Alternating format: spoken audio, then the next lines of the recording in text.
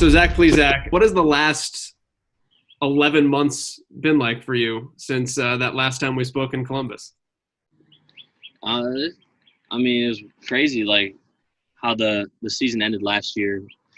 Kind of on a good run, you know. We almost made the playoffs. We were in the pennant race to the end. I went down to St. Pete and trained in Tampa, down in that area with Clevenger, who's a pitcher on the team as well. We were roommates, both starting pitchers, so we kind of just had the same type of things to work on. And after that, it was spring training. You know, it went by really fast. Walk me through.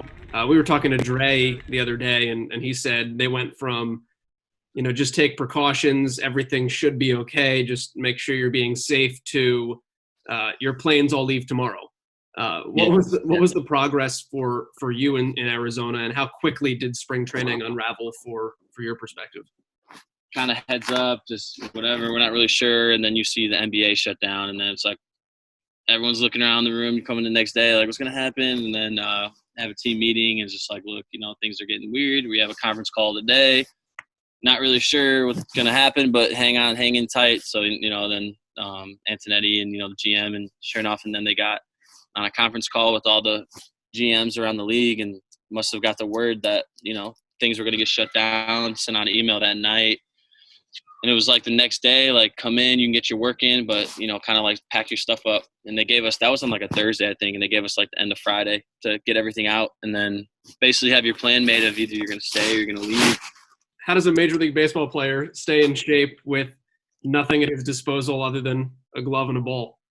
Yeah, I took a few days just to kind of figure it out. I'm slowly getting, I'm doing my band work though, and I'm playing catch and doing stuff like that, just stuff I can do around the house or on the street. Even going places where it's like me and just one other person just to get some work in. But luckily, I had Clev. We were out there and we were just playing catch with each other on the beach or on the street, and doing the bands and just doing even like 4 sets of 10 burpees as fast as you can with like, some high knees, just mixing in, like just getting the blood pumping and just staying ready, because you don't need to be throwing a bunch of weight to, make sure you're ready. I mean, you just need to keep your body moving, feeling the positions that you want to feel to make sure you're moving well and, not putting yourself at jeopardy of like an injury or something. It's just two big leaguers playing long toss on the beach. If you're walking by, yeah, dude, it's the beach is closed, so like we had to kind of like slide in. What's it like for you? Because you were having such a great spring. Your strikeouts to walks were insane. Your ERA was great. How hard is it to have to hit pause on that? Yeah, I mean, I was the best I've ever felt. I think, even everything was feeling good in spring. Velo was there. All my pitches were working. I felt really good. And it's like, I'm just going to take that, pocket it, I think I found a good idea of how I found like the way of how I got to that, like I understand that part of it. And I think that's huge, because now I understand that, like, what I need to do to make sure that stuff is tightened up. Let me ask you about one game you did play this year, though, that was not a spring training game, and one strikeout that you had. I know you're Tell me about the wiffle ball game with Trevor Bauer. Oh, yeah. That was such a fun time. It was an awesome group of guys around the league. They got together and just raised money for a good mission.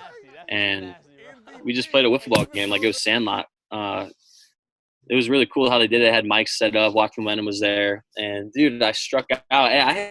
You can't forget about those. You did a double and a triple. I almost robbed a homer, too. Did you see that? I saw that. Off your hand. I can't believe I missed that. I can't believe that. That's insane. I swear I thought I had it the whole way. But if you had a glove, you probably would have been good. But if I had a glove, we would have been on there, top 10. What's different for you? What's changed about your life now that you've been in the major leagues and you've advanced your game to a different level and you're just in a different place?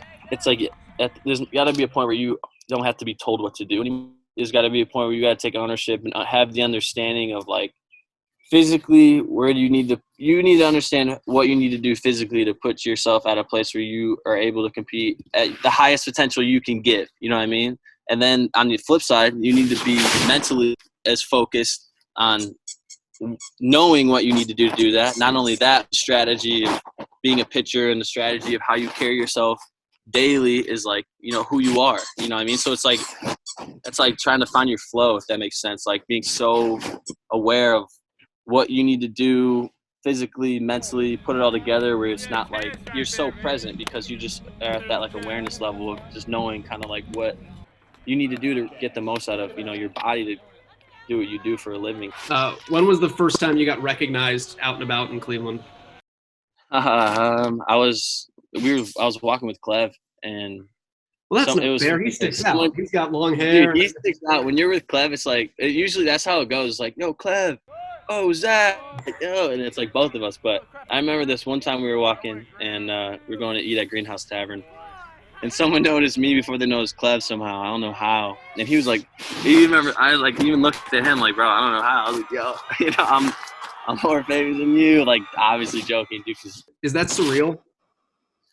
Yeah, I mean, surreal. I don't know. It's just cool, you know. It's Who was the person that was most awe-inspiring to face? That's a really good question. I even think like Mookie Betts, my first batter I faced. It was really off rip, like Mookie Betts. And I was like, all right, you know. Welcome And to the first show. pitch, I yanked. Yeah, right. And first, the ball felt like a golf ball, dude. So I yanked it left. I'm like, oh, dude, if I didn't throw a strike here, and he swung at a ball that ran inside. But him, even like Ohtani was pretty sick. Just because like all the hype he got. But I didn't get to face Trout when I faced the Angels. I didn't get to face Judge. Both times I faced the Yankees. Who else? There's been a lot of really, really good battles I've had with guys. Hunter Pence, you know. I faced the Brandon Crawford in spring training, which was pretty sick. That whole squad, Brandon Bell and them. Posey, that was pretty cool.